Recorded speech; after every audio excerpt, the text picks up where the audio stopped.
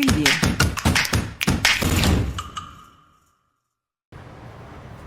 Hey guys, welcome back to our channel Faction Olympiads. In this video, we are going to pick the next set of questions of NSCP 2025 paper. In this question बताया गया है कि एक pendulum है जिसका मास question में m given है और वो ऑसिलेट कर रहा है वर्टिकल प्लेन पे with angular amplitude theta naught. अब पूछा गया है कि जब ये मीन पोजीशन से पास करेगा ना तो इसका जो टेंशन है that is going to be mg. तो मान लो ये भी कहीं यहाँ पे है तो कुछ थीटा नॉट एंगल पे. जैसे ही ये मीन से पास किया, ये जैसे ही मीन से पास करेगा इसका tension is going to be 2mg. Correct. तो नीचे कुछ वेलोसिटी v है मान लो और यहाँ पे टेंशन कुछ t है, नीचे एक mg आएगा और उसके बिना भी नीचे एक mv²/L आएगा. करेक्ट. तो यहाँ से t इक्वल टू मैं लिख सकता हूँ mg प्लस mv²/L. करेक्ट. ये हो गया एक पार्ट. नाउ सेकेंड पार्ट इस जैसे ही ये नीचे आएगा ना तो एनर्जी भी कंजर्व होगा और क्योंकि एनर्जी कंजर्व है तो मैं क्या लिख सकता हूँ ऊपर मान लो ये कुछ रेफरेंस लेवल है तो ये डेफिनेटली ऊपर है L minus L cos theta. ये आपको पता ही है कि यहाँ से ये L हो गया तो ये पार्ट हो गया L कॉस थीटा नॉट. तो बचा हुआ पार्ट हो जाएगा L minus L cos theta not, है ना. तो पोटेंशियल क्या होगा mg times of L 1 minus cos theta not. Correct. और जब नीचे आएगा हो जाएगा हाफ mv². यहाँ से मेरा जो mv²/L है वो निकल के आ जाता है 2mg into 1 minus cos theta not. अब ना टेंशन के वैल्यू पे इसको जाके पुट कर दो तो t equal to mg plus mv²/L that is 2mg 1 minus cos theta naught और क्वेश्चन पे टेंशन गिवन है 2mg. तो 2mg 1 minus cos theta naught इसका आंसर आ जाएगा mg. mg और mg cancels out. 1 minus cos theta naught is equal to half और यहाँ से कॉस थीटा नॉट निकल के आता है सिंपली हाफ. तो जो कि यहाँ से बन जाता है theta naught equal to 60 degree.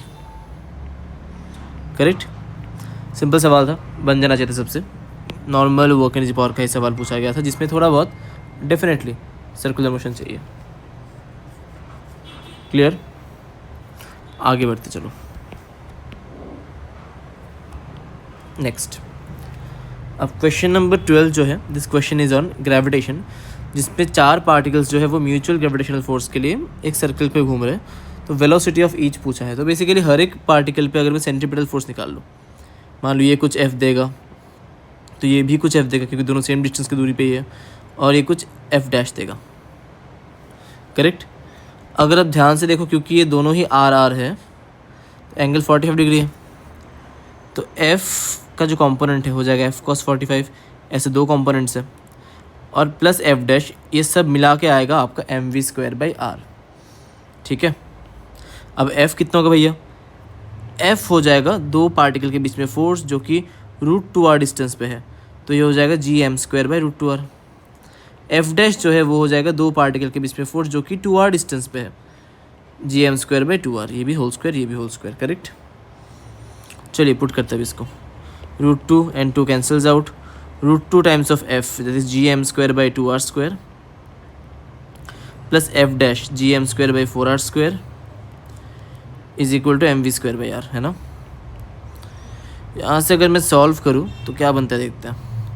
gm²/r² common ये बनेगा √2/2 प्लस 1/4 is equal to mv²/R. r cancels out m cancels out. v बन जाएगा √ओवर ऑफ gm/r 2√2 प्लस 1/4. ठीक है. ये हो गया आपका नेक्स्ट सवाल.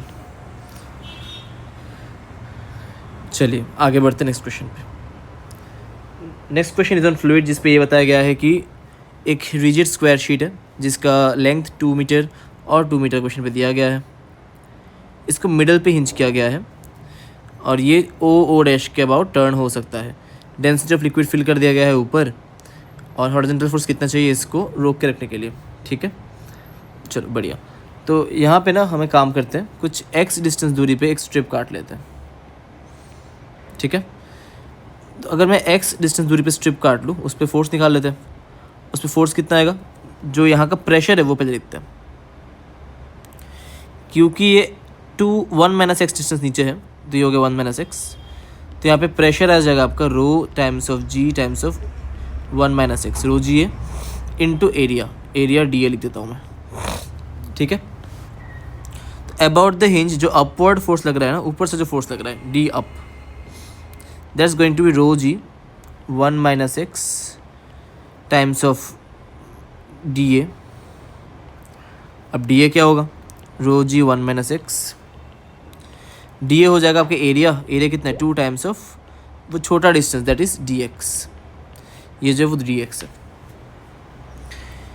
तो अगर मैं इंटीग्रेट कर दूँ बस अपर फोर्स को, तो एक्स का वैल्यू वेरी होगा 0 से 1 तक, ठीक है। और यहाँ पे बस फोर्स चाहिए, मुझे चाहिए टॉर्क, तो एक काम करते फोर्स को नहीं निकालते, टॉर्क को निकालते पहले। तो डी टाउ जो हो जाएगा इस फोर्स के लिए जो टॉर्क होगा, that is going to be D F into जितनी डिस्टेंस दूरी पे है वो force from the axis that is X, correct. तो यहाँ से मेरा टॉर्क निकल के आ जाएगा रो जी, 2 भी बाहर है, integration of 1 - x times of x D x 0 से 1 तक, करेक्ट। तो ये बन जाएगा कुछ 2 रो जी x² 2 - x³ 3 0 से 1, पुट करो 1 को, 2 rho g half minus 1/3 that is 5/6, sorry गलत क्या कुछ 6 और 1/6। तो यहाँ से मेरा टाव निकल के आ गया रो जी बाई 3। ये टॉर्क आएगा क्लॉकवाइज, ये चाहेगा इसको ऐसे घुमाने, क्लॉकवाइज घुमाने। अब सिमिलरली जो लोअर वाला टॉर्क है ना उसको भी देखते हैं, डी टाउ लोअर, ये और नीचे मान लो कुछ एक्स डैश नीचे है या फिर वाई नीचे है मान लो, तो ये हाइट हो जाएगा कितना, ये हाइट पूरा हो जाएगा 2 - y, है ना। या फिर एक काम करते हैं 1 + y लिख लेते हैं, ये भी लिख सकते हैं। तो ये बन जाएगा रो जी 1 + y, ये हो गया प्रेशर, डी ए हो जाएगा 2 टाइम्स ऑफ डी वाई, और टॉर्क बनने के लिए मैं लिख दूंगा सिंपली y। इंटीग्रेट करते हैं 0 से 1 तक वापस। सिमिलरली 2 रो जी बन जाएगा यहाँ पे y + y² dy, ठीक है। यहाँ से बनेगा 2 रो जी y² 2 मतलब 1/2 प्लस y³ 3 मतलब 1/3, ये हो जाएगा 5 रो जी 3। अब ये बनेगा भैया एंटी क्लॉकवाइज, ठीक है। तो अगर मैं यहाँ पे नेट टॉर्क देखो ना, तो नेट टॉर्क यहाँ पे आ जाएगा आपका रो जी 1/3 और रो जी 5/3, मतलब रो जी 5/3 - 1/3 एंटी क्लॉकवाइज, ये बन जाएगा 4 रो जी 3। अब पूछा गया है कि कितना फोर्स लगाना चाहिए लोअर एज पे, तो लोअर एज मतलब यहाँ पे मुझे कितना फोर्स लगाना होगा। मान लो मैंने यहाँ पे कुछ फोर्स लगा दिया F, तो इस F का कितना टॉर्क होगा, इस एंटी क्लॉकवाइज को बैलेंस करने F एक क्लॉकवाइज टॉर्क प्रोड्यूस करेगा दैट इज F × 1, क्योंकि ये F जो है ये 1 मीटर दूरी पे है फ्रॉम द एक्सिस। तो यहाँ से मेरा फोर्स निकल कर आ जाता है सीधा 4 रो जी 3, ठीक है। तो जिन लोगों ने फ्लूइड किया था ये क्वेश्चन आप लोगों ने देखा होगा क्लास में भी, स्पेशली जो एडवांस के बच्चे आप लोगों ने तो ये क्वेश्चन डेफिनेटली किया ही होगा। टॉर्क निकालना एक फ्लूइड में काफ़ी कॉमन क्वेश्चन है, ठीक है। ये हो गया आपको क्वेश्चन नंबर 13।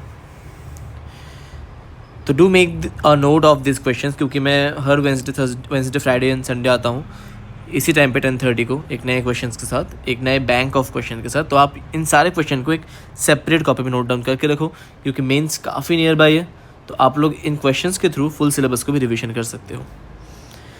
चलिए मिलते हैं हम लोग अगले वीडियो पे।